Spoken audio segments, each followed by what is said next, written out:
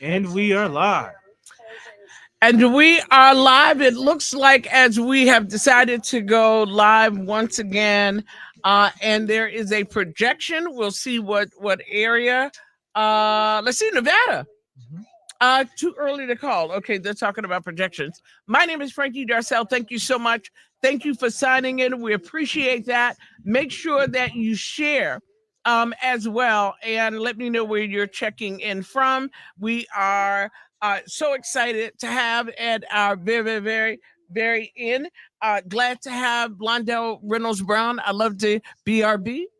Is Yes, that that's we call it BRB. Al Spivey? Al BRB. Spivey. Al Spivey is in the room. Melissa Robbins, thank you for being here. And Tiana Phillips in the room with us as well. Reverend Dr. Rocky Brown. And we have our guests in the studio as well. A sophomore, two seniors, a sophomore from St. Joe's University. We're going to check in with them. And then, of course, we have our esteemed guest that loves being in the room. We can just give her a round of applause for being here. And she Right. spoke a little bit All earlier. right.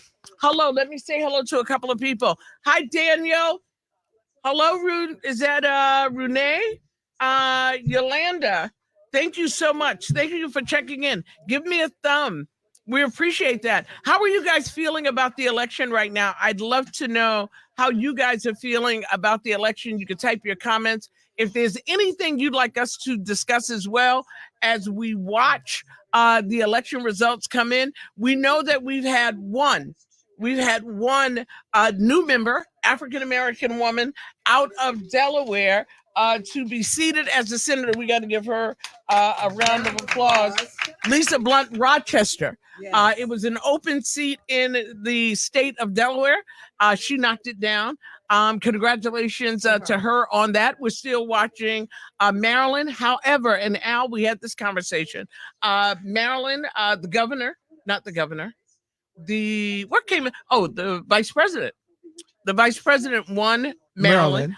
but yet we've not heard about that Senate race. And when most people vote, so and we hope that people that did vote down ballot as well. I mean, for them to call Maryland for the presidential on the presidential side, and she did so significantly that they would not yet have called for the Senate race. Your thought on that? So it's always so Hogan is not a typical Republican. In fact, he spoke out against Trump in the reporting on FEMA. He actually took a position called Trump said he was not telling the truth. Yeah. Um, and Hogan has had a history of getting black votes in the state of Maryland. Mhm. That being said, there's been a lot of support for the young lady who's the county exec in PG County. PG County. She's very sharp. Mhm. I think she's a Delta. She's a Delta. And Governor Westmore has put a lot of his chips on the table. Sure. One of my frat brothers, Nick Charles, who's a senator now, a state senator in Maryland, is supporting her. And so what I'll tell you is that's probably going to be A tight race. a very tight race, and that's only because Hogan is not your typical Republican. Mhm, He's mhm. not a Ted Cruz Right. by any stretch of the imagination. He has gotten support from the African American community previously. Mhm. Yeah, absolutely. Mhm. Dorothea Gomez, thank you for checking in. Michelle Chaplin, Maggie Ellison, thank you. Good evening, Frankie and Reverend Rocky. That is from Cyrita Neal. Thank you. Lutanio, thank you for checking in. Susie Jefferson is watching as well. It is an intense night. It is now 10:04 p.m. Across the country, Eastern Standard Time. The polls closed in most states at 8. We know that because we haven't had conversation about California. I mean, they've not showed anything about California. And I think they may have touched on Nevada too a little bit, but they're 3 hours behind. So there's still a lot of vote counting to go. This is part of it. You know, I remember being in the war room on two major campaigns. This is an intense time. Former member of the Philadelphia City Council, you've been there on election night in the room. It's a tough time. The anxiety is real. Yeah, a couple of choice words for people behind closed doors, and all kinds of things happen. But what do you think some of the candidates are feeling right now? It is. It's an experience that you have to literally walk it to fully understand it. And I speak as someone who was fortunate enough to run in 6 campaigns, Al being intimately involved with all of them. And I thank you, Al, for all that you did on my behalf. Great candidate. And my first campaign, I actually lost. I lost by 1.6 vote per division. You came up short. You didn't actually lose. So clearly, that's the guy you want on your team. He had a different lens. But if 2 more people had gone to the polls that night per division, and it's 1,300 divisions citywide, 1,700 divisions citywide, I would have won.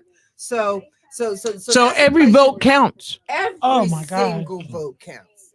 Every single vote counts. And I learned that when President John Kennedy ran, he also won by a single vote in whatever state that it was. So when they say that every vote count, it really, really does matter. And so then, I was forced to make a decision. Do I want to run this race again or prepare for the next? So I made a decision to prepare for the next. But coupled with that, you think about the money you spent. You think about, and that night when I lost, my heart broke, not for me, but for my volunteers.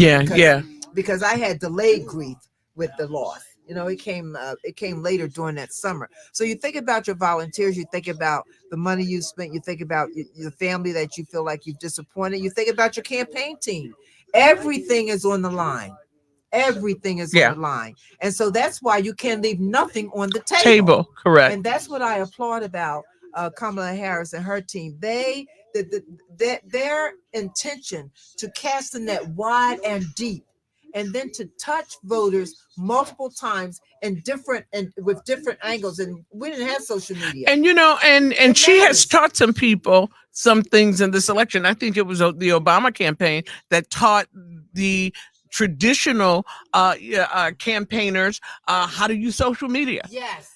And what this candidate has done has taught some people some things, because there's some men who are candidates who couldn't have gotten done what she had gotten done in 92 days. So to be commended for that. The social media, I'm so glad you brought that up, because in this world of social media that I don't fully understand, full disclosure, campaigns were self-propelled. Because you saw folks taking on the campaign in ways that elevated the campaigns in and of themselves. I mean, I am sure there was a Hollywood producer that produced that video of all of the superheroes. Have you seen that one? All the superheroes were featured in this video. And I know for sure it was a Hollywood producer that showed up with the Swifties and Michelle Obama and Barack Obama. It was so exceedingly well done. And that was just one example of a filmmaker who said, I'm going to take this campaign and explode it in a way that in my space. So that too becomes a real factor that folks you don't want to disappoint. Absolutely. Let me say hello to a couple of people who are logging on. Hello, Frankie. All I say is I feel, in all caps, a breakthrough coming our way. Sharon Bella Watts, thank you for that. Hello, Tristina. Thank you for checking in. Pamela Fletcher, Danielle Brown, Miss Nay Anderson, Trishina Maribel has got her praying hands. It ain't over, and we ain't looking for no fat lady, because we going to the gym. We just waiting for the final. Right. We're just get this election, and Al, I'll come to you now. I mean, this is really expected. The big states with all the delegates, they're still working it out. Your thought and your comment. So when I think about, I reflect on what Councilwoman said about her loss. Losses are very extremely important, because that's when you actually learn. And the other thing is, Blondie, you know me, that I don't believe in worrying about the election that night, because it's almost like you have to plant seeds to get a harvest. Yes, you do. Like that's a biological fact. Yes. So the Harris campaign has planted so many seeds Yes. in so many fertile areas. The harvest is coming. Yeah. And what I know about this thing is that these extraordinary instances that occurred, they were scripted. And the fact that Harris was performing well, if you notice, Harris never talked about her leading in the polls. She would always say it's a close race. Yeah. Correct. The reality is, yeah, there might be a close race among likely voters, but what about this pile over here that is not being The counted? first time voters. That's right. They're not counted.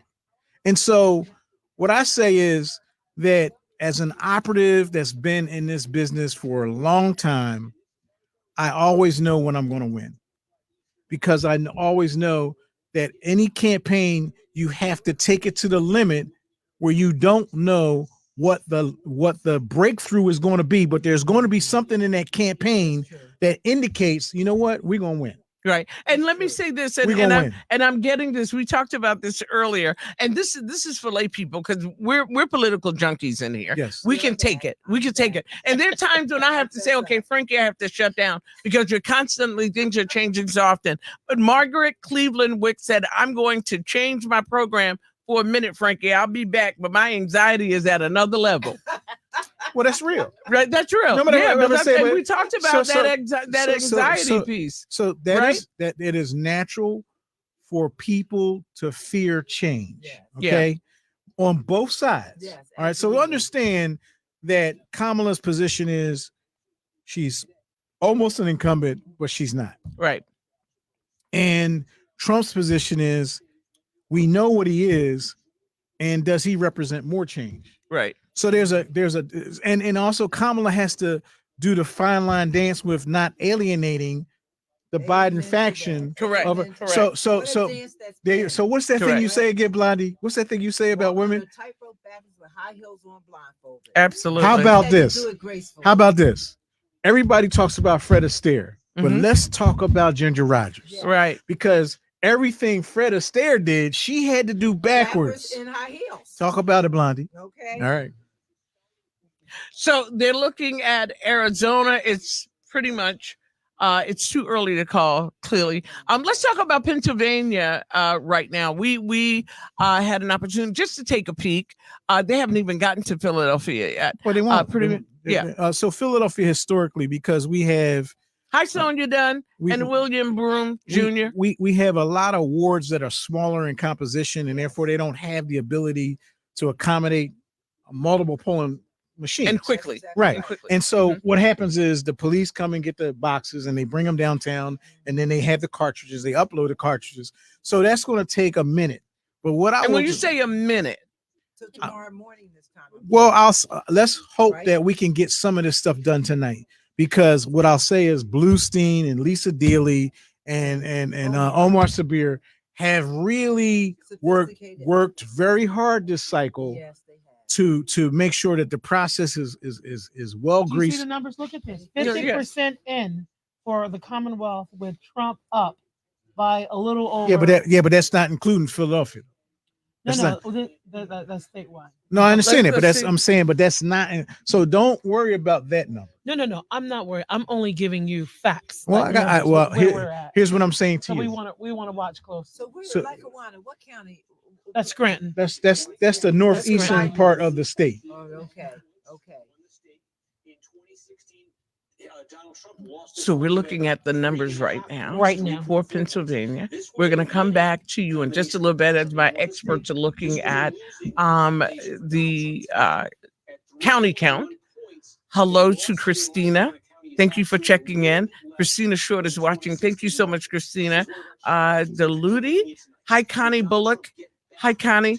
Thank you. Thank you for watching. You can share your screen as well. We're talking about Pennsylvania and where we are. I'm going to bring my guests back into the conversation in just a few minutes, and we're going to talk about Pennsylvania. It is the must-watch state next to Michigan and Arizona and the like, but Pennsylvania is the big one.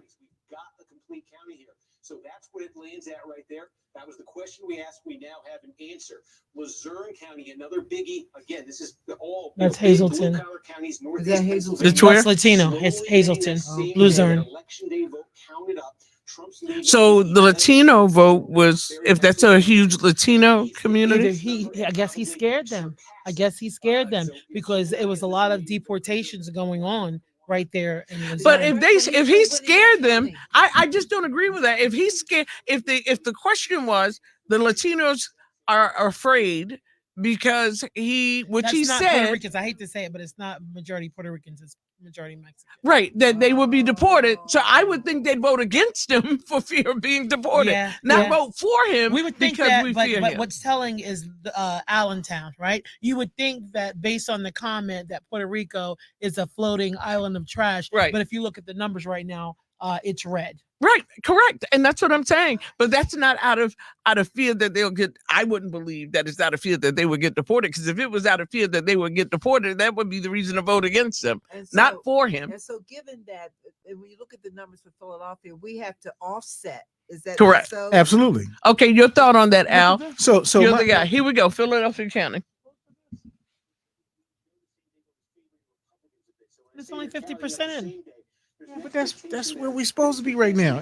No, I'm not debating. I'm not it's- debating. it's Al. 10-20. We're agreeing. We're Okay, agreeing. but We're but agreeing. explain what you're saying though, Al, So- about what they're saying, So- because the rest of the country does not have an expert like you, All right, who's so- from Philadelphia, that has covered Philadelphia. I'll- So help us to articulate, because here's the thing: the brilliant idea to have you in this conversation is all of these, hi Michelle, hi Melanie, hi they watching TV too, Right. and they scared to death. No, I But got they you. don't have Al Spivey. I do. So Al, help my people understand what these people in New York are trying to tell the folk in Philly. Remember what I said about planting seeds in fertile soil.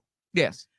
Now, it takes bamboo 7 years before it germinates, and then it grows like 3 feet every month, Mm-hmm.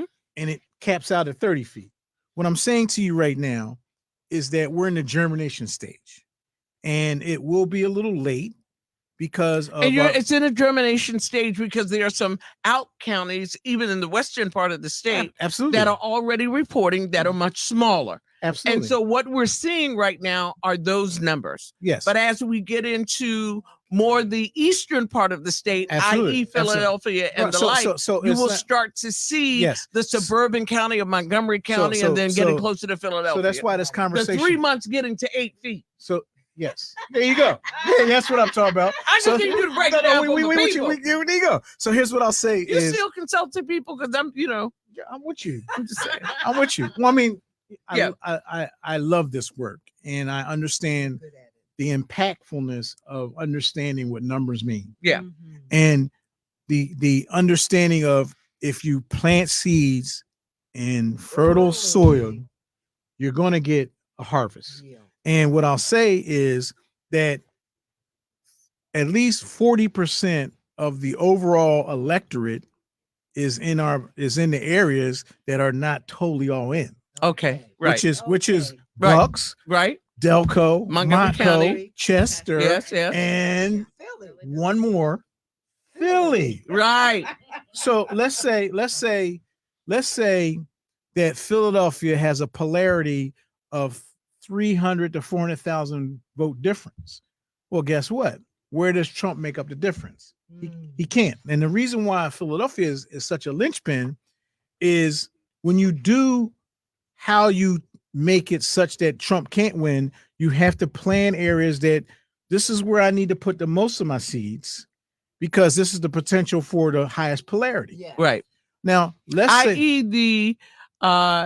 the event on election eve. oh, absolutely. So there's no Yes. there's no secret as to why Kamala has a concert on the Monday before, That's right. has Michelle Obama and Oprah Winfrey, oh yeah, Lady Gaga. yes, and I'm saying Brilliance. I thought it was yes brilliant. because they on election eve. they're doing their modeling Yes. internal, Mhm. and they're like, well, we're doing well, but if we tweak it, we can take away Validate. we can take away any possibility, because the other counties in the rest of the state, Yes. if they had a historic turnout, it still will not eat into Right.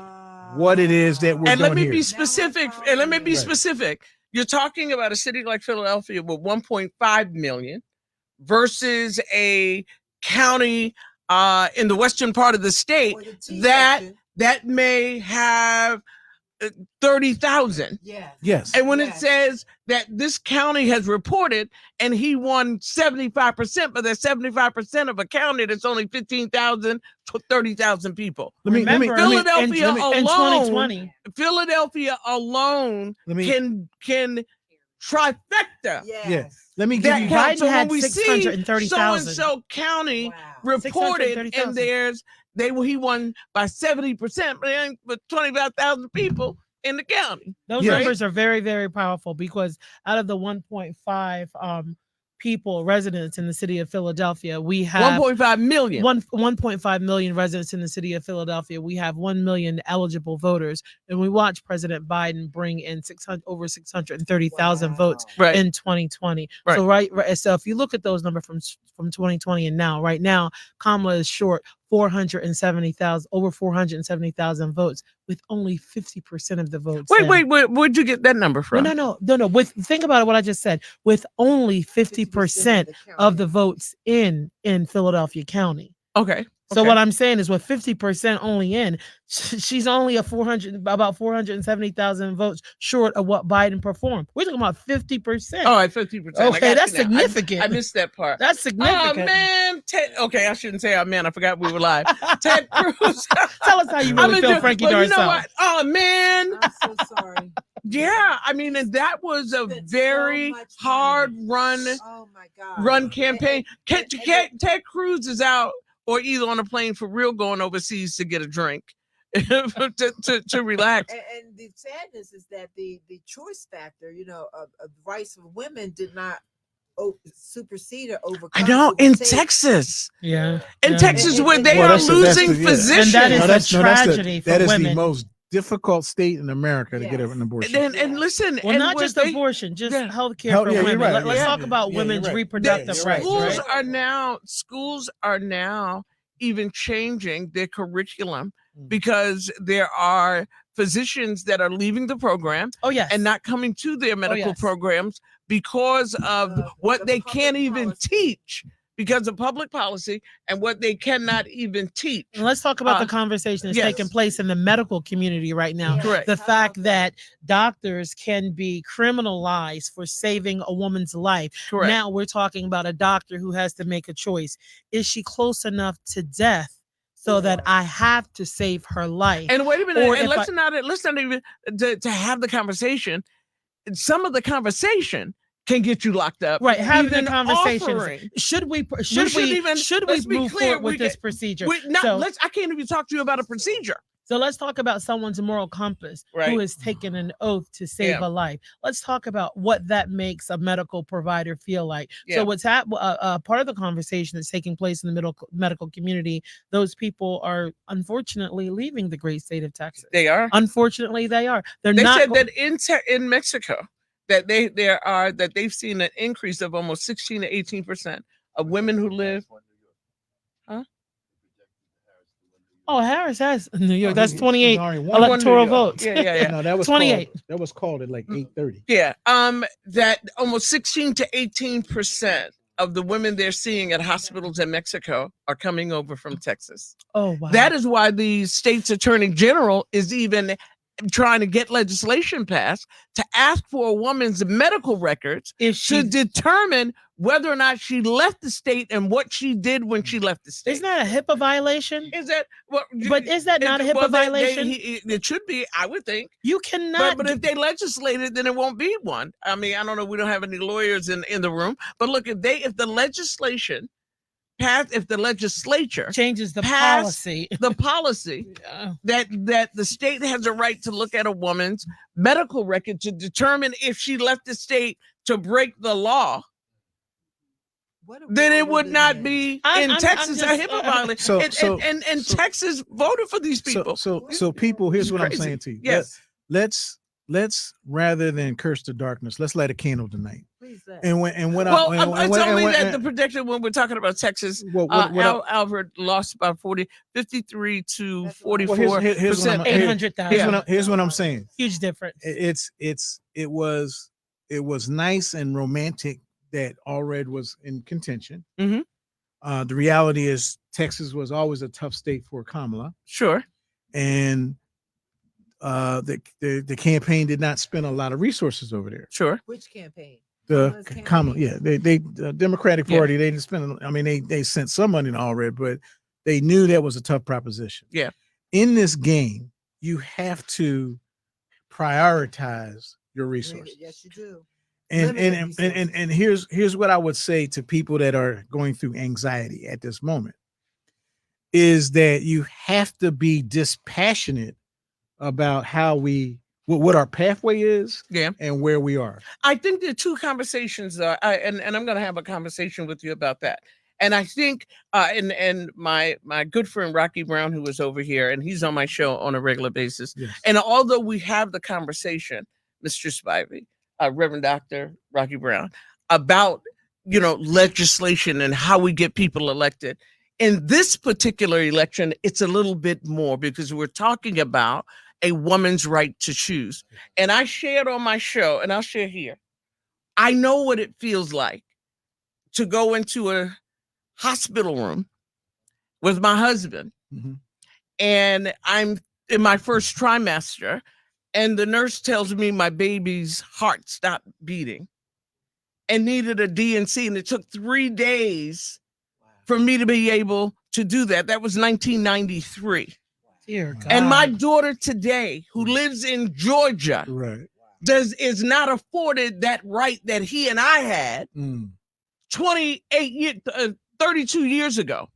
So although we're talking strategy about politics and why there's such a sense of anxiety for women in this country, for me, there's a sense of anxiety because I know how the family of that young woman felt who died because she could not get the services. So I get all the strategy, but I also get for real the danger and the reality that young women will face, that my daughter, who I hope soon tells me that the young man she's with will be my son-in-law, but she will not be afforded the same right that her dad and I had before we made a second decision for her to be born. So I got it. We can talk strategy. We can talk what, politicians do in the back room. And the reason I'm so appalled, it makes you angry.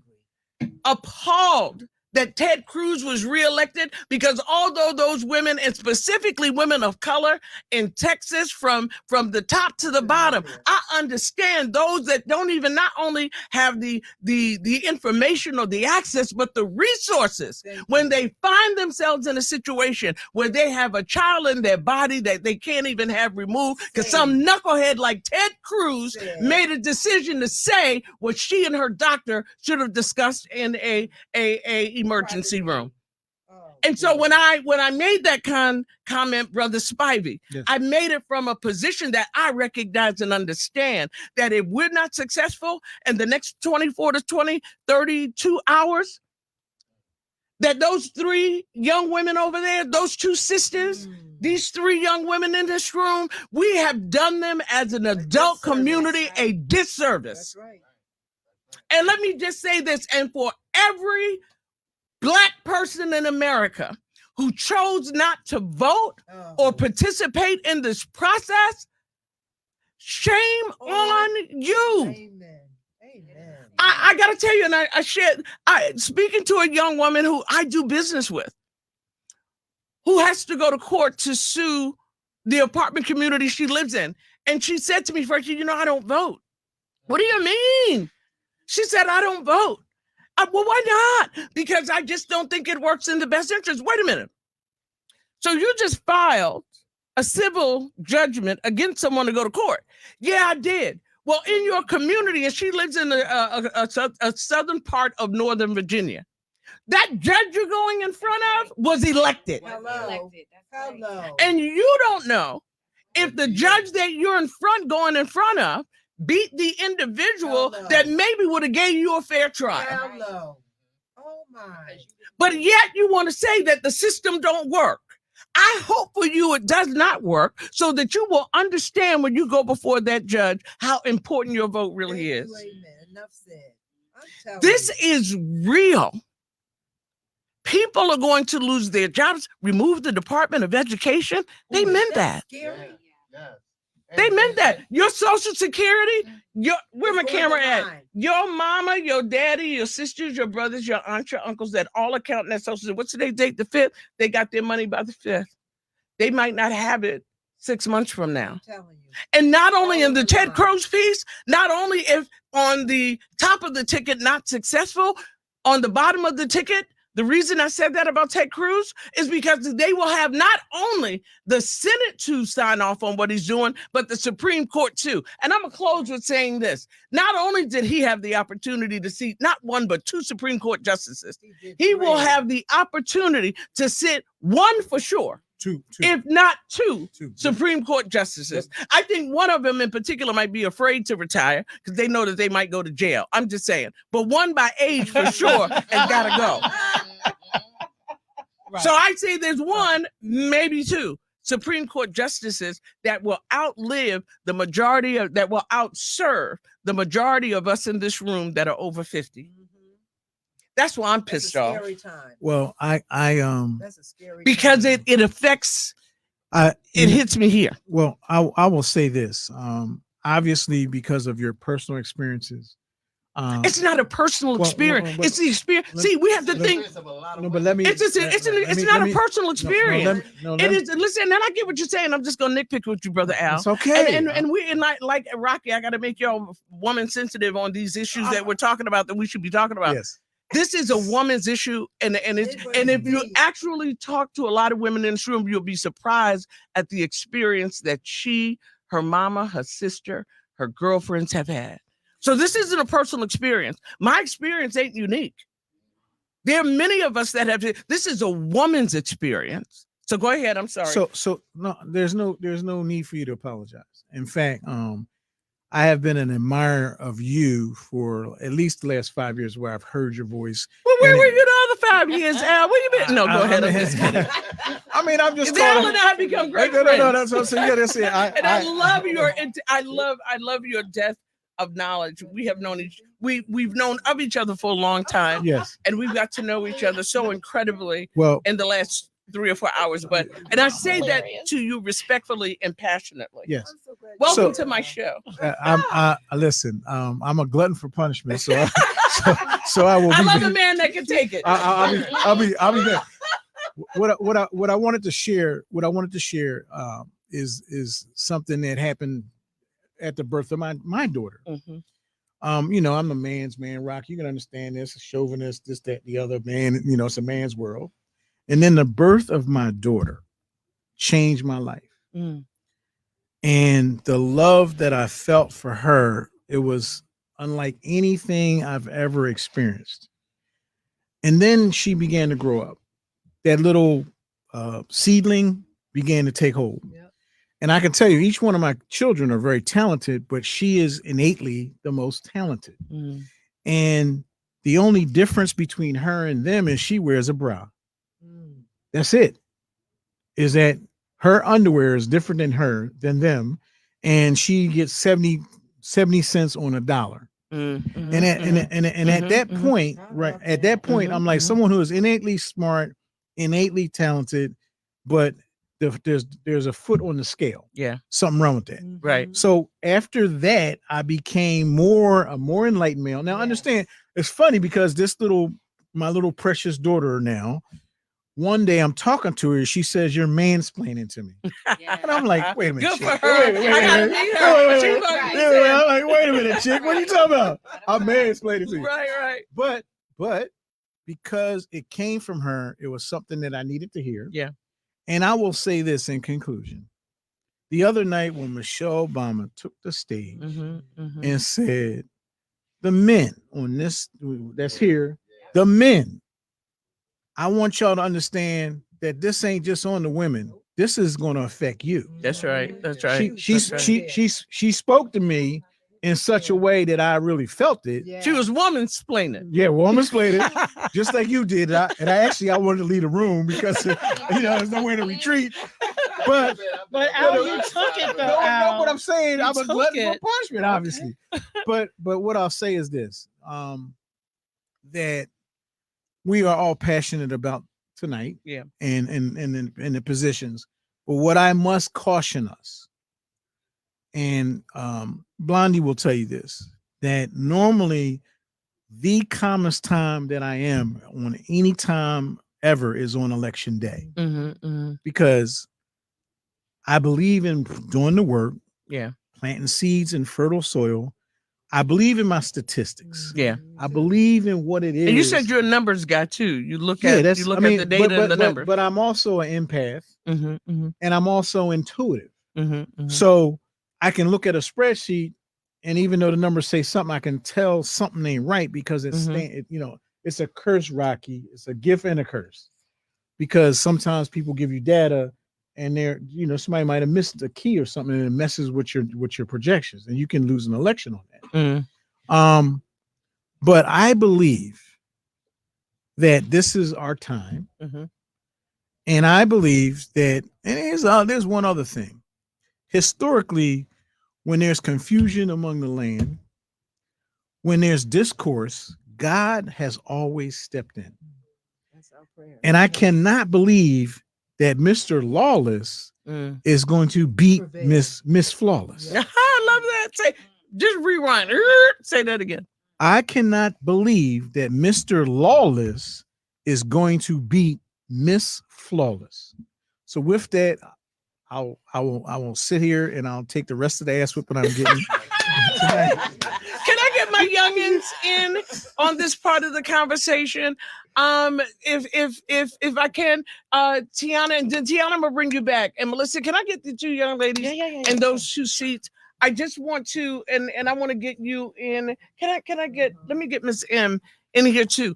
On the back of that conversation of the future that you all want to see. What is it that as young women, and then Reese, I want to bring you in with the male perspective, to make to give equity to the conversation. For what you have just heard, what is your thought on the conversation from what you just heard about what we were discussing? I can start. I think in terms of women's reproductive just rights. Speak up just a little bit for me. In terms of women's reproductive rights, I have been pre-med since high school. I just switched. I think I want to do a PhD instead, but I was pre-med because of the social reasons and the health disparities that Black women are facing in terms of maternal health, and infant health. And I think that the conversation around reproductive health has kind of turned philosophical and theological in a way, and I think part of that is fair, but I do think part of that, or a bigger part of that, is the emergencies that we're talking about. Because if you ban something, it doesn't matter what the situation is. You just can't get an abortion until you're literally so close to death that so much that could have been helped earlier can't be helped anymore. And so knowing that, like the example that was given earlier, like someone is not voting, but they also don't understand the process well enough that when they try to go sue and they don't know about the judge, I think it comes down to education and health literacy. Like if that person doesn't even know that the process to get that judge elected is democratic and popular vote, you know what I'm saying? It's very hard to understand even what's going on now. Right. And I think it goes back to health literacy and education. And I think that being unstable is what's kind of propelling these issues. And it's just really unfortunate to see that it's still kind of the back end still winning. But hopefully I'm praying that Ms. Harris can pull through for us. But I think it's really interesting and kind of like a sociological way, the way the conversations are going around these topics. Very good. Your comment. I don't think I can answer this, Ms. Frankie. Okay. Okay, that's right. Em, did you have something you want to add to the conversation? I think in I need you to speak up. absolutely. I think for me, when it comes to the topic of reproductive rights, I And think not just the reproductive rights, just what kind of future as well you all want to see for yourself. What kind of world that you want to live in. no, absolutely. And like the reason I highlight reproductive rights is because I am a woman Mhm. and because I come from a woman and a line of women who have had miscarriages, who have had to use IVF and stuff like that. And it's like there's a big chance I'll have to do the same. And just to think about the fact that in God forbid this goes the opposite way of what I want it to go, the fact that that won't be in like my at my reach kind of breaks my heart a little bit. Because I also have like a little sister. And I know she looks at me to see like, am I confident about this vote? Am I confident about this election? And the whole time I've been like, yeah, my girl Kamala's gonna win. I don't care about what anybody says. More so because I am Christian and I live by like Jesus put the spirit of faith in me and not the spirit of fear. Mhm, So it's like I don't care what those numbers say right now. I have a God who's going to provide at the end of the day. mhm. So it's not, even though I am a little like anxious to see how it turns out, I know at the end of the day, um, we have a God who he already knows what's gonna happen. Mhm. And I know he's gonna keep us safe no matter what happens. All So right, yeah. great. Did you want to, and you're getting much love online, each of you, for your comments. Did you want to comment, Reese, on just the future and including young men and their voice in the conversation as well? Yeah, so I think the main thing here that I've been noticing is that again, we're kind of seeing this trend of young black men who are like, oh, it's just like it doesn't matter who wins, that it all is just the same thing. And this is frustrating me because it only takes one Google search to really learn about what's going on, learn about the candidates and stuff like that. Like I had to literally talk to a good friend of mine about why he should vote because he literally was like, I'm just not gonna vote. I'm like, what does that make sense? And my thing is like these past few months we have been pushing young black men to vote. Young black men, please just do it. Your voice is heard. And for a while, it was looking good. And now I'm starting to see a few numbers. I'm getting scared, but also at the same time, I'm not gonna let that fear take over me because, like Miguel just said, we have God that has faith in us, and that's gonna keep propelling me. But it is like a little disheartening. But also at the same time, I'm not gonna let this stop us because there are a lot of young other black men just like me who are pushing and advocating, and that's all that matters. Yeah, we've got a long way to go. Thank you each And I for can your finish this conversation. line. Yes, Yes. go right ahead. And so I will say to you to please be encouraged because you have the opportunity to be a leader and to have other young men model after you. And as much as I am thrilled in a room like this of mostly women, I will say that at times my heart is saddened that the room is not more balanced with young men like you and Al and the pastor over there to make sure that Well, there we were have a two that were balanced view. there were two that were invited, and they Their have not lives- made it. Yeah, their lives. Yeah, because I Probably got did. Yeah, the invitation. There were two men who were invited. I had that in mind when I set that up. And see, the They beauty just of haven't that is made it. that you recognize Yeah. how important it is that we make sure Yeah. that black men are at the table. Hmm. And so what I will say to these young women, dynamic women leaders here, is to be intentional about making sure that you invest in, plan for, execute strategies where there is an insistence that black men be at the table. Yeah. Because all of the national data is not in favor of our black men. More African American women are going to college than black men. They're more going to graduate schools and moving into professional degree areas than our African American young men.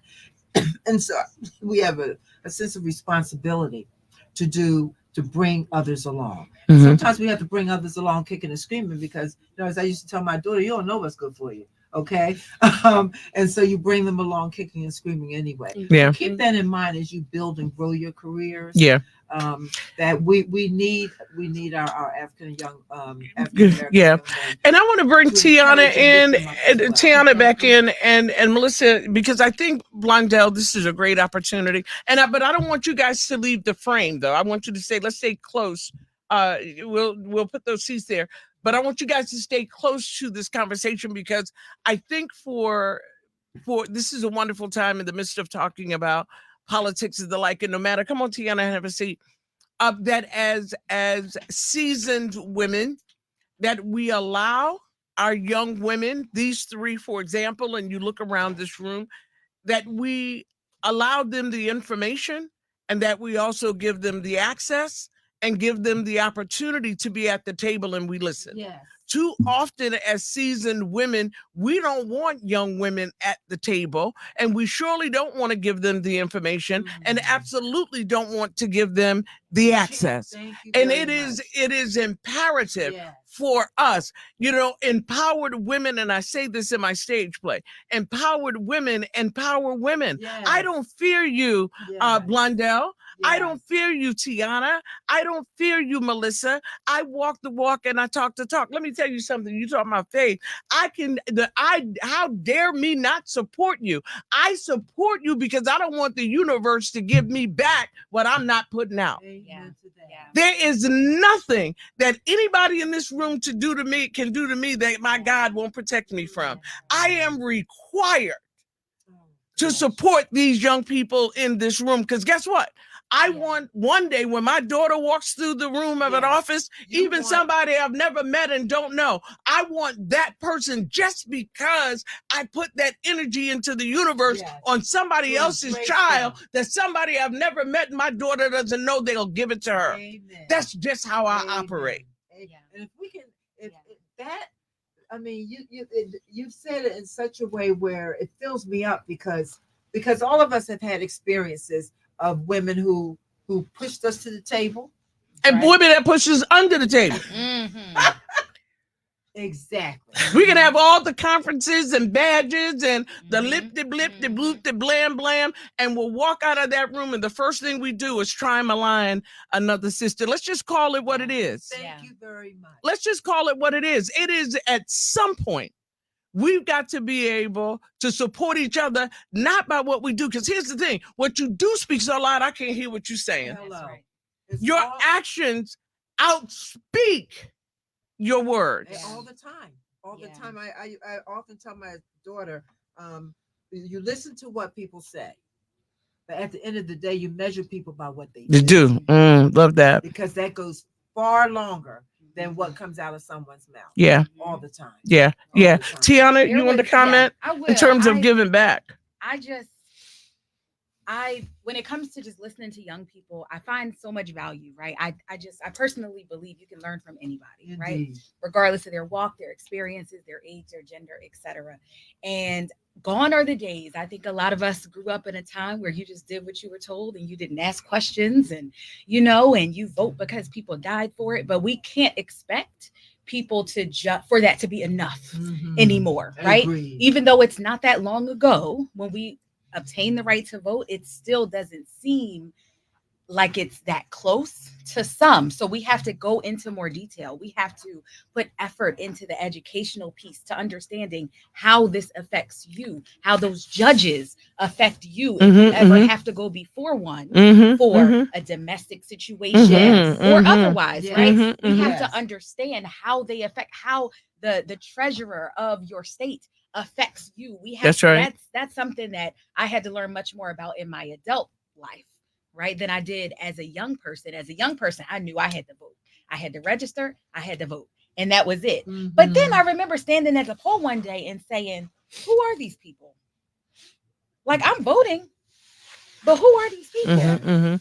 And that's what, in order for us to feel more comfortable, and I'm saying us, collectively, to feel more comfortable, we have to know how to educate ourselves. On the it's a lot. It's a lot. It's a lot. Melissa, I'm going to close out with you on this comment, and then we're going to move on to the young folk in the room, and then we're going to be closing out in about 10 minutes. Go ahead. So I thank you for bringing this topic up because I'm one of those people that can speak firsthand to not being embraced. I can tell you that I've been shut out, as Frankie said, thrown under the table. Not only have I been thrown under the table, but I've been hit with the table. Okay. Okay. And then when I try to get back up, I had another table coming my way. Okay. And it wasn't just black men. It wasn't just black women. It was black men too. Right. I expect for my counterparts to not always have my best interest at heart. But what hurts is when you fight so hard for your community and it's your own people that seek to cause you harm. I may not wear it on my face, but it devastates me. But I get right back up and I keep moving. As far as the young people, I don't always put on social media the things that I do. In fact, I haven't been on social media for over a year and a half. But you best believe I'm showing up into the group homes. You best believe I'm going to where our young men and women are wearing ankle bracelets on their arms. You best believe I'm popping up in spaces with young kids and talking to them and educating them and empowering them to be advocates, right? You best believe my text messages and I'm getting phone calls, such and such is in the Juvenile Justice Center. Can you talk to his PD? Can you talk to his mother? I'm doing it every day. I'm not an elected official and I'm not an attorney, but what I am is I'm an advocate, and I recognize that the energy that I put into the universe, as Frankie said, shall be returned to me. And again, as Frankie said, I am required. It is my obligation to love on these young men and love on these young women. Let them know I see you. I value you. You matter to me. I'm happy for you. I'm proud of you, because I understand that everyone is not having the same experience. And you only know what you do know, right? You know what you know, but what you don't know, you really don't know. And you cannot be upset when someone exhibits certain behaviors based on what they don't know. If you see some behaviors that are, harmful to those around or that person, it is your obligation to usher that person to the side and sidebar and say, look, this is what I saw. I want to help if I can just listen. But what we see is people tearing each other down and making comments or saying, oh, you shouldn't be doing that. It's because of this. We cannot. This is your community. This is your future. So yes, you have to invest into your future because other communities do. It's critical to embrace our youth. Remember, we were all once young and we all didn't make the best decisions. But by the grace of God, we're standing today. We're standing today. And somebody stepped in when they saw us. Somebody, whether you remember them, whether you give them credit or not, somebody did it. Somebody planted that seed, right? And that anchor. Somebody put that anchor in you and held you down. So all I'm saying is this, right? I go into, as I think one of you say, all the rooms and the symposiums and the seminars, and it's the kumbayas. And let me tell you something right now. You can talk me till I'm blue in the face, but if your actions don't match what I hear, what you saying up out of your mouth, it means absolutely nothing to me. In fact, I need you to move out of my way, because we got work to do. We have to love on that young man over there. We have to love on these young ladies and let them know you can and you will. And let them know to dream big. Yeah. I mean, big. I mean, get crazy with your dreams, right? Speak them, right? And watch God manifest them, okay? So that's what I'm trying to tell y'all. We're responsible for each other. All right, great. Golden Fro, let me say this. Let me say this to you. Your test is your testimony. When people who don't know you don't like you, it's because your spirit upsets their demons.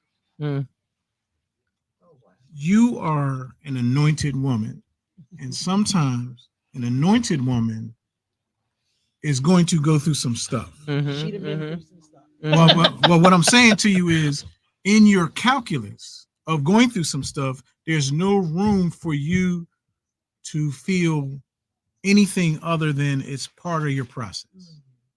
And don't take it personal. Right. No, I'm saying I hung on to those words, and she knows that. No, but I'm saying to you, what I'm saying to you as an older head in the process, I know where you're going to be because I've seen you before. Blondie Reynolds Brown. Okay. Blondie didn't start out as the finished product. But here's what I also say to you.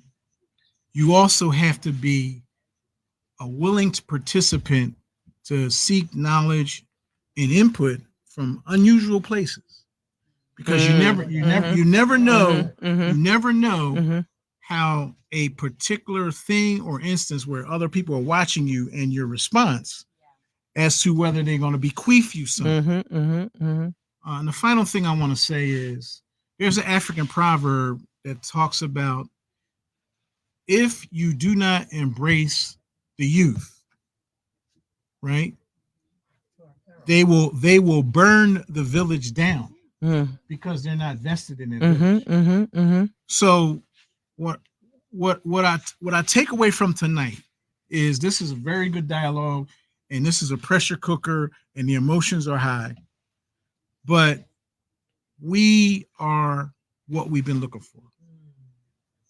And this moment, no matter how this thing turns out tonight, there's a lot of foundational stuff that's been laid in terms of information, in terms of like where people are at and how people can help each other. Like, you know, I said to you that I would be glad to help you, Frankie, because I believe that your platform, and if there's anything that minutely in my background that I can pull on to help you do what you do better, and I don't like getting cussed out, so you know I want only on election nights, and that only come every 4 years. I want my shot here, right? But Melissa, I will say, you are a star, and you know you have to also adopt this. What I'm about to tell you is invest in some sunglasses, right? Because what happens is that aura that you have, there's other people that are afraid of it. They can't understand it. They can't comprehend it. So what you do is you pull out some sunglasses. Yeah. Because then you're helping them meet you somewhere along the line where y'all actually can coalesce and learn from each other. Yeah. So can I push back just a tiny bit? Just a tiny bit in 45 seconds. And let me just say to everybody who said it's election night, but y'all having church up in there. Thank you so much, Monique Green, So Jennifer. We appreciate it. You know, see, you never know how the spirit is going to move or when. Thank you, Madam Vice President. 45 seconds. We're going to close, and I want to give everybody in the room an opportunity to close as well. So I say this. I didn't ask to come into the world this way. This is what God bestowed on me. So if my aura is too light for you, then you get the damn sunglasses, not me. Not me. Because guess what? Oprah said you stand in your greatness. Right. And I am pre-purposed. And guess what? I submitted to him a long time ago. And he's going to use me just the way that I needed to be used until the day that he calls me home. All right. So we're in an election cycle. You get 2 minutes to respond. Here's what I'm going to say to you, right? Sister Melissa, an hour show. No, wait. We're gonna get to that. So in life, right, is based on percentages. Like we each have to take everyday little gambles. But Yeah. I'm a person that bets heavily on things that are favorable to me. I'm a bit of a gambler, but I ain't foolish. Now, what you just said is wonderful, but you hustling backwards. And here's why. If they have sunglasses, that means they're trying to come to you. But if you have sunglasses, you're leading the way. Bottom line here is that sometimes to get people to know who you are, you have to help them with that. You have to create a facility by which there can be comfort and therefore dialogue and therefore exchange. So if you think that the world has to adjust to your light, that is partially true, but it's not a percentage. You increase your percentage of being successful by changing the dynamics of the when a snake and a eagle are fighting on the ground, the snake is going to win. But what the eagle does is puts his talons in the snake and flies, because the eagle realizes I need to change the conditions of the battle so they favorable to me. And what I'm dropping on you right now is, yes, there needs to be, folk coming to you, but you should also embrace, I'll tell you where you can get the sunglasses. I'll even buy some for you. Right? Because that budget ready. No, because what I'm saying is that Blondie has known me long enough to know that I'm somewhat controversial. But when people get to know me, it takes me a minute to become friends with someone, but I make them for a lifetime. Yeah. And I'm one of the most loyal friends that you can have. That means that I will give my life for you. Yeah. But for me to get to that point, you're gonna have to go through some tests. Yeah. because anything worthwhile, there's a process. The process produces. Numbers don't lie. Increase your odds of success. You have everything that you ever wanted internal to yourself right now. Yeah. You just got to look at your inventory and figure out how to maximize it. And I'll close this portion out before I give everybody. First of all, you guys, thank you so much for watching. We're going to close out in just a few minutes. And I met Melissa, one of the first people I met when I moved here in 2013, and to share just a personal story, Melissa, if you don't mind. And Go right ahead. Just enamored by you and knew that you had an incredible future in front of you. We've had many conversations. You're not who you are, you're who people perceive you to be. We've had those conversations. And when you are shining and walking in that light, not everybody receives you well. We've got to know each other so well, and her beautiful children, that her son, for Pennsylvania, my daughter went to her prom in Michigan. And went to a prom here in Pennsylvania in the high school. And Melissa's oldest son, with his cute self, was my daughter's date to her high school prom here. So we are forever connected by that wonderful opportunity to be able. We got them together for lunch, and she said, "I got a son." I was like, "Well, how tall is he?" Tell them what you said. What did I say? She said, Fallon's going on a prom. She had a prom in Detroit, and now she's having one here. And she said, my daughter needs a tall, handsome young man. And I said, I know a tall, handsome young man. She said, who? I said, my son. She said, how tall is he? I said, 6'4". She said, show me a picture. She was like, done. She said, tell him to get ready. Let's get together. We went to lunch. Yes. Wow. So who was playing percentages then? Listen, that's what we need to do more. We need to mate our children. That's what we need to do. I know where you came from. And they look wonderful together. I should have brought the picture. Oh my God, they look beautiful. They were amazing. And just two of the sweet, my daughter's one of the kindest people you ever want to meet on the planet. And your son was just one of the most gracious. And tell what she's doing with her career, and I'll show you what Michael's doing with his. Oh my goodness. And then we'll get back to the speech. So Fallon's doing well. Finished Spelman, went to Boston and went to Boston Medical School, got a medical mental health degree, and is halfway through her EDD program to get her doctorate. So she's doing the thing. And Michael has always wanted to be a detective, and he is currently in the police academy. That's some good insurance. Yes. I can't tell Fallon that now. She was somebody I like. Okay, he's on his way to becoming a law enforcement officer. So, we'll keep Michael on over there. I won't say I ran it. Michael's mama said, because the guy she with now, I really, really like him. And I hope she ain't watching this, because she would have a fit if she knew I was having this conversation. Both of our kids would. Take me off this subject. Go ahead. Yeah, but Michael, just wonderful.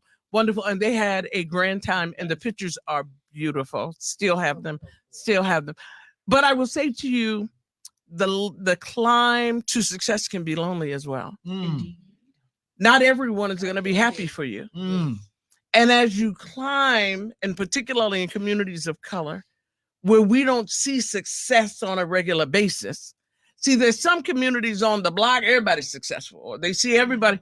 In this community, as we continue to evolve, because we're only 4 generations from slavery, most of us, depending on how old you are. Yes. We've not seen that level of success. So people will measure you by sometimes their failure or lack of commitment to what they've done. So I ain't mad at you for wanting to hate on me, because I recognize, first of all, that God is a hater handler, right? But it can become very lonely as you climb that ladder of success. You've got to be willing to do 2 things.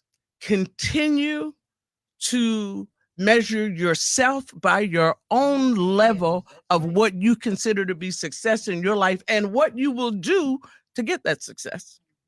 Because sometimes success is walking away from some things that are very easy. And that's how a lot of people get jammed. Your character and your integrity first must lead you in the decisions that you make, and it will make you an enemy, and it can make you lonely. Because success looks different for everyone. It does look different for everyone, but I'm saying to you, as you climb, you can't even take everybody with you either. And then number Don't I two, know? we have to be, depending on the area you're in, and right now we're talking about public service and politics, you've got to be able to talk to people that who may insult you and never apologize, but you talk to them in spite of. It's called emotional intelligence. There you go. Yes. And so we have to do our own self-assessments about where we are, what we're trying to do, and how we're trying to get there. And then what we give. And service is the price you pay for the space that you occupy. Said by the late, great Shirley Chisholm. Absolutely.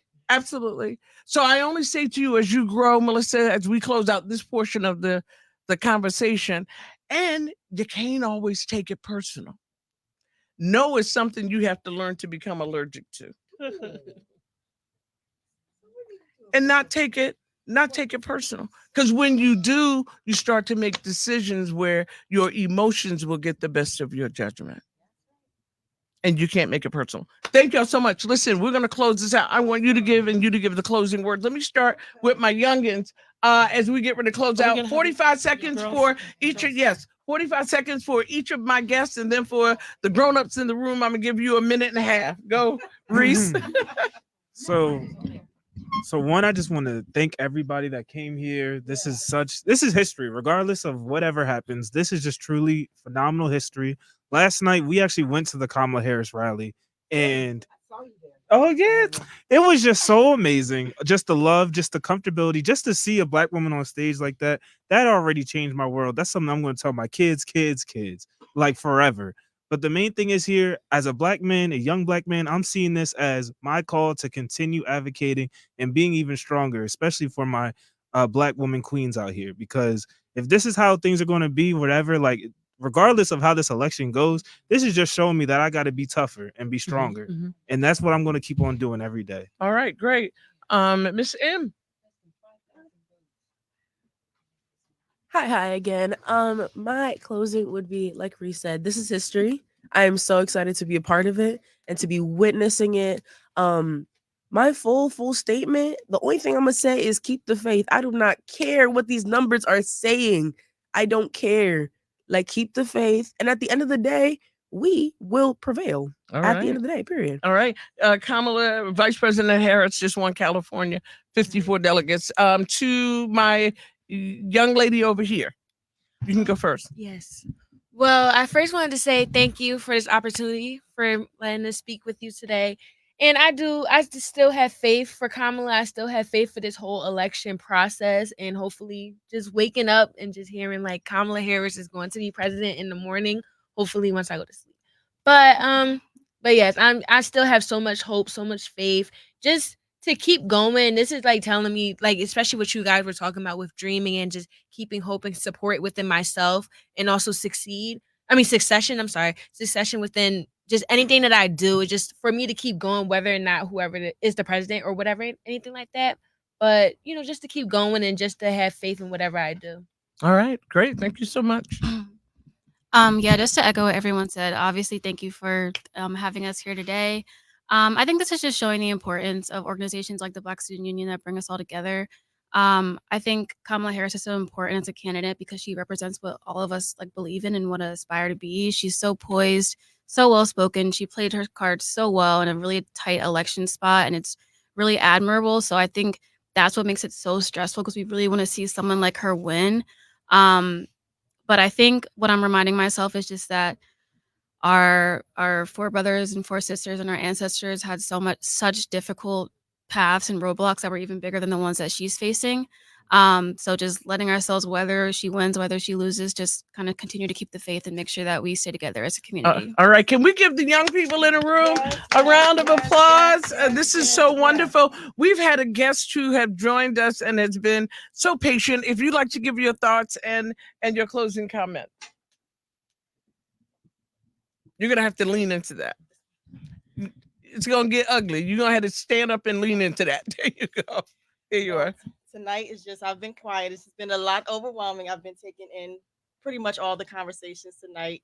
And I've always had conversation with Melissa, and one of the things she told me, even in my personal journey of just running for different, community groups, is don't take it personal, take charge. So that's our motto for this year. Don't take it personal, take charge. Anything that you want to see change, even if it doesn't happen on a national level, it starts in our community, right? It starts in student government, starts in organizations such as the NAACP and the Urban League and other organizations around the city. So, just hearing tonight, I know that when I wake up in the morning, whoever the president is, I still have to live my life. That's I'm right. still a mother. I'm still a mom to 2 Black boys. So I have to plan for what their life looks like, what their education looks like. And I have a daughter who I have to now, think about what her reproductive rights would look like as she gets older. So while I'm taking everything in, I still got to live life and plan for the future for tomorrow. So great. And we're glad to have you. Margaret Cleveland Wick said, good night, Frankie. Thanks for this panel discussion. She said, thanks to the young people on the panel. Yeah, so people are watching, and I'm trying to get all the comments in.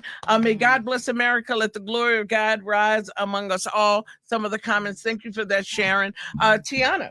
Yes, I am just encouraged with being here with everyone this evening. We've heard some great things from everyone in the room. I'm encouraged by the opportunity to network with one another and to feed off of each other's ideas. I think that we always have to remember that we can do what we can do, and that's what we are responsible for, right? And that we are responsible because someone else is looking towards us, right? And that applies to everybody. Somebody is looking towards you for what they should do next. So let's make sure that the example that we put forth is one that we will want them to follow. That's my Morgan State University sister right there, y'all. I'm just saying. All right, Melissa, I'll give you a closing comment. I will say, first of all, thank you, Frankie Darcell, for always making room and making space for other people and sharing your platform.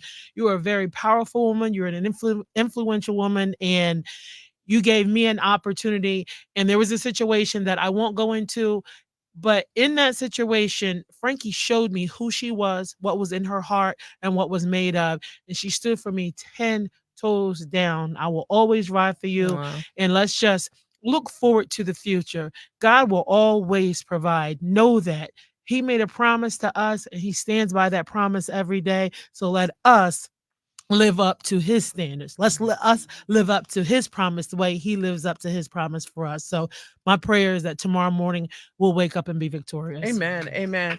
Blondell Reynolds Brown. Thank you, Frankie. I come to you and all of us assembled and to the Facebook audience as a work in progress always. And what I know and believe. And can I get you to move over to your right? Just a little bit. Yeah, because you're there. That's perfect. With Kamala there you go. Harris is that faith without works is dead.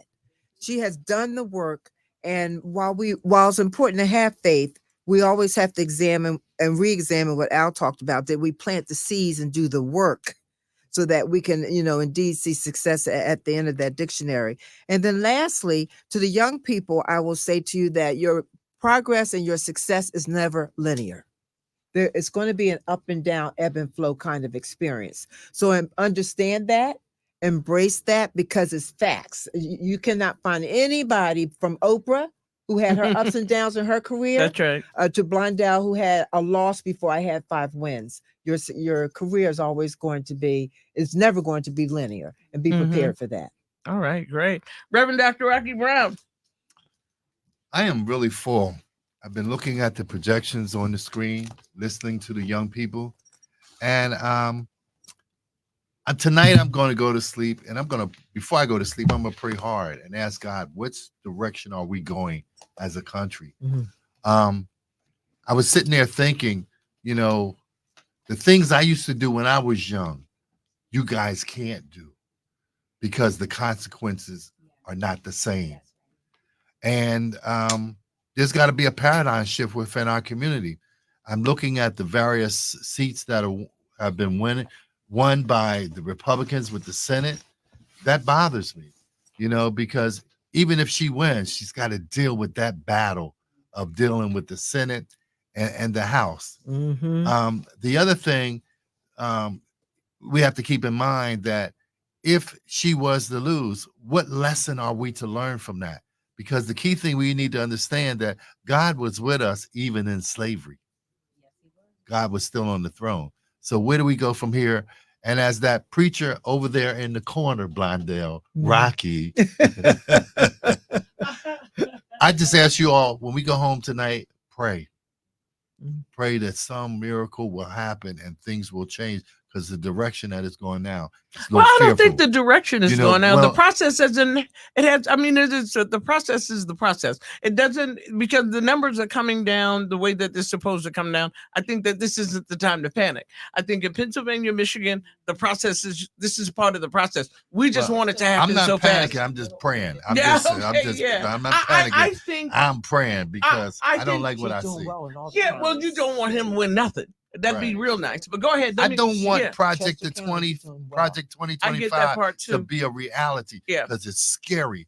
And we just touched the surface of it. That's all. Yeah. You know, you just talked about women's reproductive rights. Yeah. We ain't talked about the National Guard coming into Philadelphia, taking over the streets because of the lawlessness that he's talking about. We ain't talk about education being changed to the point they're getting rid of the Department of Education.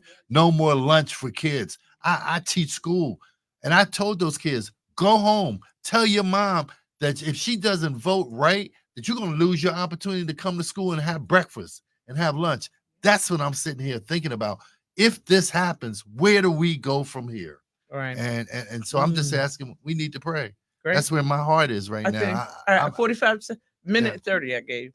Thank you. But you we'll talk about it tomorrow. You want to reclaim your time, or what you want to do? No, I'm fine. I'm fine. All right. I thank you so much. Pray. You know, it's always good to have you on the show, Reverend Dr. Rocky Brown.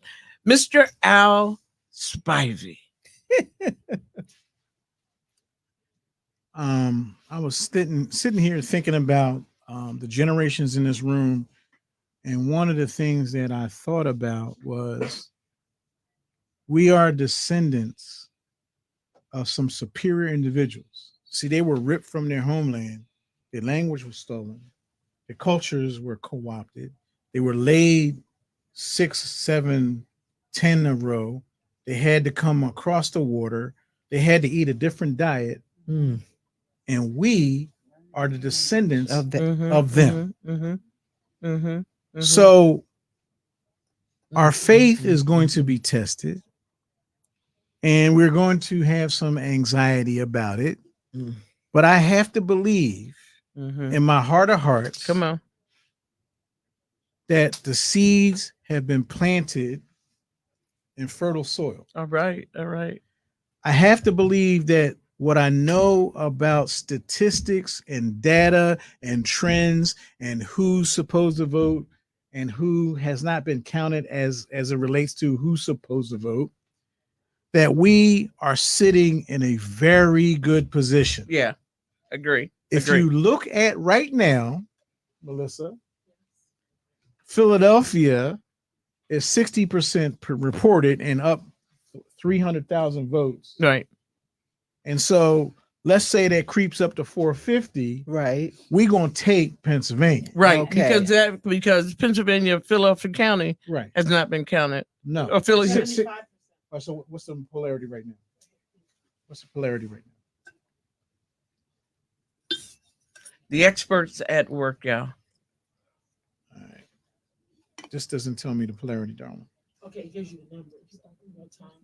Okay. So the point that I'm making is that this ain't supposed to be easy. Yeah. This is supposed to be difficult. Okay. It's supposed to have, if anybody is a practicing Christian, part of being a Christian is that you have to go through some stuff. That's for sure. And if you're going to have a testimony, you have to have a test. Yes. You can't get one without the other. That's so true. So Pastor, I know of your works. I've witnessed your career. And you're very close to a very good friend of mine, Dexter Davis, who was one of my line brothers. And I know Chester's in good hands because of y'all. I ain't even gotta think twice about it. I know that if there's something I need to know, I call you or call Dex, and I'm gonna find out, and y'all gonna tell me what's up. no matter what the media says, I'm gonna call y'all because y'all have a different aspect of what's going on, a different vantage point. Just know that we are the descendants of some of the strongest people on the planet. We've been known to survive. We helped build this country. We have been maligned, mistreated. But let's look at the NFL right now and the NBA right now. If you take us off the board, off the teams, what do you have? Nothing. So understand you have to know who you are and then know whose you are, and then you will know what your impact is. So that's all I got to say today. But I got a lot more to say. Okay, So and I given will give you, opportunity. and I will absolutely give you the opportunity to be able to say that this was your first time on the show, and it will absolutely not be your last. Can we give ourselves a round of applause? Because we wanted to make sure that we were able to really kind of articulate from what we saw. It's going to be a long night and maybe even a long day tomorrow. I thank you guys so much for checking in with us. I wish I could keep them all night. I can't, so I'm going to have to sign off now. My name is Frankie Darcell. I will be back tomorrow, though, giving some commentary and the like. So for everyone that checked in this evening, I appreciate you so much. To the divine Miss M and also to Reese Green, thank you so much for producing the show. To all of my guests, Blondell, Rocky, Melissa, also Al, to our students over there, Tiana, not a student, but Tiana, she looked like she could be one of them students. But to Tiana, I thank you all so much. Thank you for joining us. We'll do it again. And as I say, each weekday at 6:40, it's all in divine order. It is all in divine order. Good night, everybody.